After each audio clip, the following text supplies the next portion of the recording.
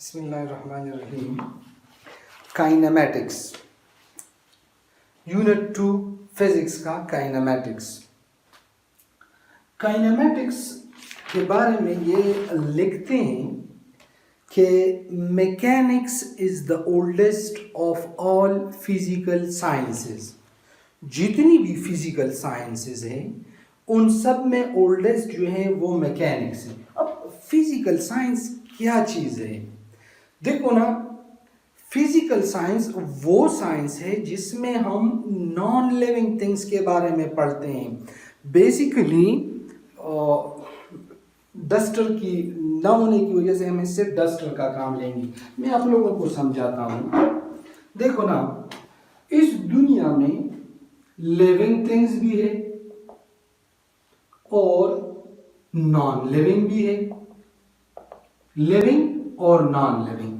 मैं लिविंग हूं, ये व्हाइट बोर्ड नॉन लिविंग है।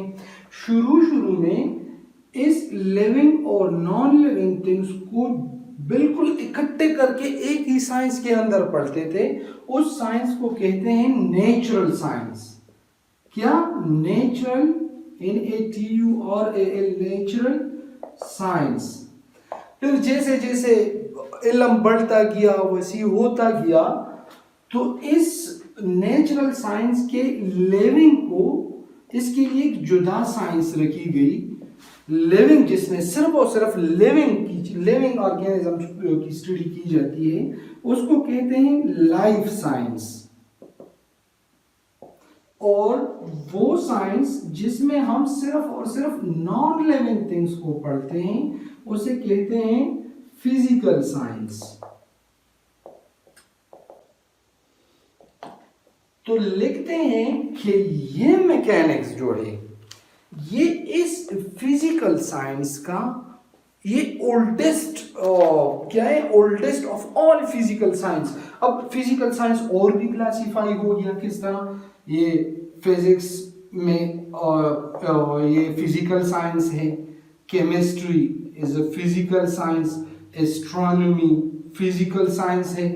तो शुरू में तो नेचुरल साइंस थी जिसमें लिविंग और नॉन लिविंग दोनों की स्टडी की जाती थी। फिर लिविंग को जुदा करके लाइफ साइंस में कर लिया गया और नॉन लिविंग थिंग्स जो है ना वो फिजिकल साइंस में स्टडी होने लगी। फिर फिजिकल साइंस फर्दर क्लासिफाई हो गई, इसमें फिजिक्स, केमिस्ट्री, एस्ट्रोनॉमी ये चीजें आ गई। अब मैकेनिक्स जो है ना, मैकेनिक्स ये फिजिक्स का एरिया है। Mechanics is basically an area of physics जिसमें हम मोशन के बारे में पढ़ते हैं, in which we deals with the motion and forces causing the motion. मैं आप लोगों को समझाता हूं। मैकेनिक्स, देखो ना, ये एक गाड़ी है, ठीक है। अब ये इस रोड पे जा रही है, तो मैकेनिक्स क्या पढ़ता है? इस गाड़ी की वेलोसिटी क्या है, इस गाड़ी की एक्सेलरेशन क्या है, ये इस पर जो फोर्स लग रही है उस फोर्स के साथ इस एक्सेलरेशन का रिलेशन क्या है, उस फोर्स के साथ वेलोसिटी का एक्सेलरेशन क्या है। मतलब मैकेनिक्स में हम मोशन के बारे में बात करते हैं, मोशन ऑफ मैक्रोस्कोपिक ऑब्जेक्ट्स।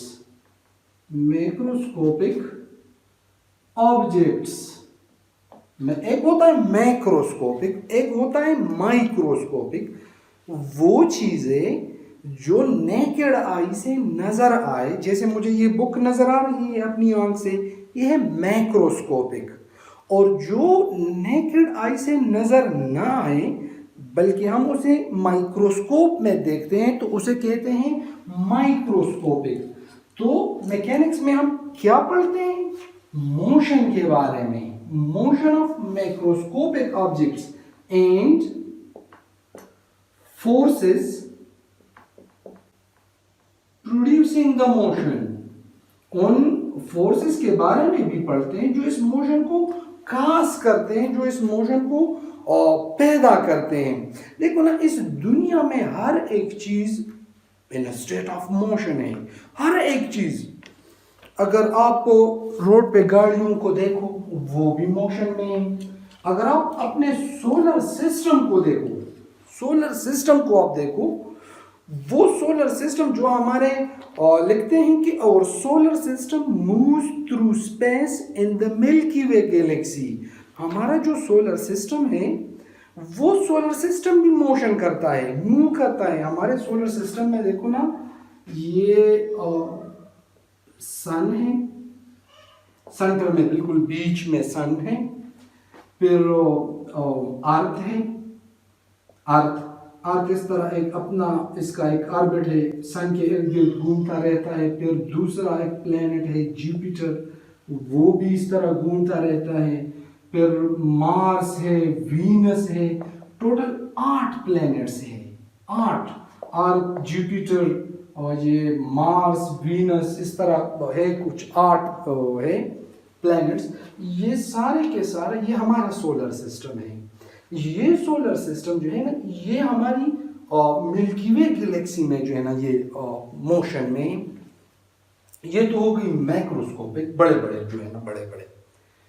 अगर आप माइक्रोस्कोपिक लेवल पे देख लो तो जो एलिमेंट्री पार्टिकल्स हैं, बुक में लिखते हैं कि वो भी इन स्टेट ऑफ मोशन है। जैसे कि the elementary particles that make up all matter too are constantly in motion. Elementary particle को आप समझ लो, एलिमेंट्री पार्टिकल वो पार्टिकल होता है जो फर्दर डिवाइड नहीं होता। देखो ना, अब मैं आपको बताऊं कि ये प्लास्टिक है, ये और एटम, ये किस चीज से बना है? आप लोग कहोगे कि यार ये एटम्स से बना है, एटम्स। अब एटम किस चीज से बना है? तो आप कहोगे कि यार इसके न्यूक्लियस में न्यूट्रॉन है और प्रोटॉन है, न्यूट्रॉन और प्रोटॉन है, और इसके इर्द गिर्द जो है ना वो इलेक्ट्रॉन मूवमेंट करते हैं। इस तरह शेल्स में इलेक्ट्रॉन, ये इसमें 2 है, इसमें 8 है, फिर आप समझ जाओगे। इस तरह ये इलेक्ट्रॉन मूवमेंट करते हैं। अब ये इलेक्ट्रॉन जो है, ये इलेक्ट्रॉन ये फर्दर डिवाइड नहीं होता, ये इसकी फर्दर क्लासिफिकेशन नहीं है, ये किसी चीज से नहीं बना, तो इसको कहते हैं एलिमेंट्री पार्टिकल। अब ये प्रोटॉन और न्यूट्रॉन ये एलिमेंट्री पार्टिकल है या नहीं है? तो ये नहीं है, क्योंकि प्रोटॉन और न्यूट्रॉन बेसिकली ये बने हैं क्वार्क से, ये बने हैं क्वार्क से, तो क्वार्क एलिमेंट्री पार्टिकल है।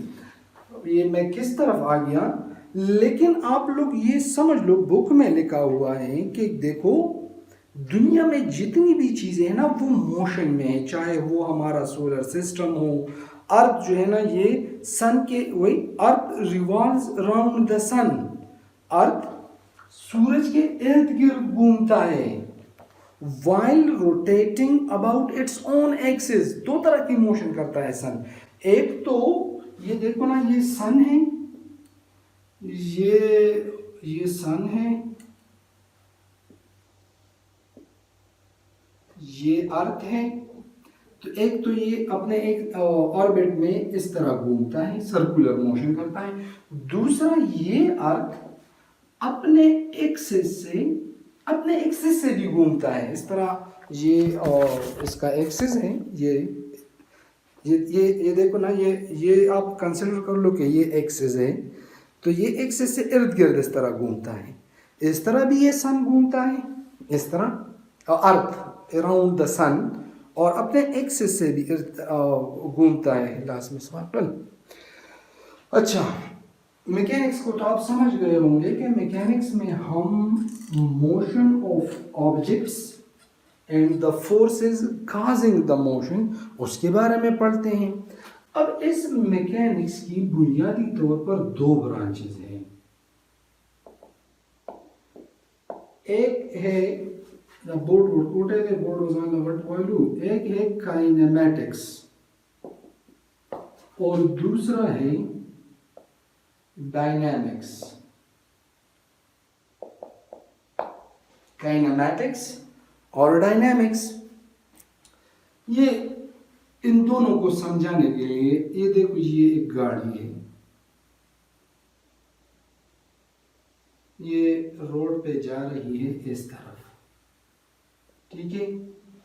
अगर मैं आप लोगों से पूछ लूं, मैं काइनेमैटिक्स में क्या स्टडी करूंगा, इस गाड़ी का मोशन, यदि गाड़ी हरकत पर स्टडी को, मोशन पर स्टडी को, कि इस गाड़ी की वेलोसिटी क्या है, इस गाड़ी की एक्सेलरेशन क्या है, इस गाड़ी की कप की पोजीशन क्या है। काइनेमैटिक्स में मैं फोर्स को स्टडी नहीं करूंगा। काइनेमैटिक्स जो है ना, ये फिजिक्स की वो ब्रांच है which deals with the study of motion without going into detail of what causes the motion. मतलब मोशन और जो काज है मोशन का, फोर्स काज है, तो उस फोर्स को हम स्टडी नहीं करेंगे। ये मार्कर है, इस तरह मैंने इस पे फोर्स लगा ली और इसने मोशन शुरू कर दिया। अब मैं काइनेमैटिक्स में ये फोर्स स्टडी नहीं करूंगा कि ये मैंने 2 न्यूटन फोर्स लगाई है, 4 न्यूटन फोर्स लगाई, नहीं, forget about the force.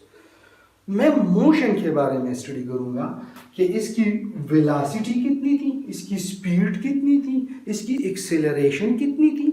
Kinematics mechanics का वो ब्रांच है जिसमें हम मोशन के बारे में स्टडी करेंगे, और जो रिस्पॉन्सिबल फॉर मोशन है, जो फोर्सेस इन्वॉल्व, जिसकी वजह से ये मोशन होता है, हम फोर्सेस को स्टडी नहीं करेंगे। जबकि डायनेमिक्स जो है, इसमें हम फोर्स और इन पैरामीटर्स का रिलेशन स्टडी करेंगे।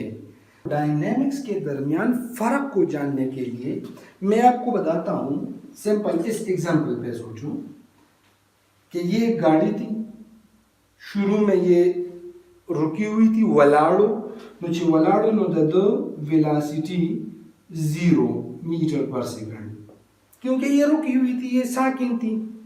अब ये गाड़ी रवाना हो गई, चलो इसकी एक्सेलरेशन थी 4 मीटर पर सेकंड स्क्वायर।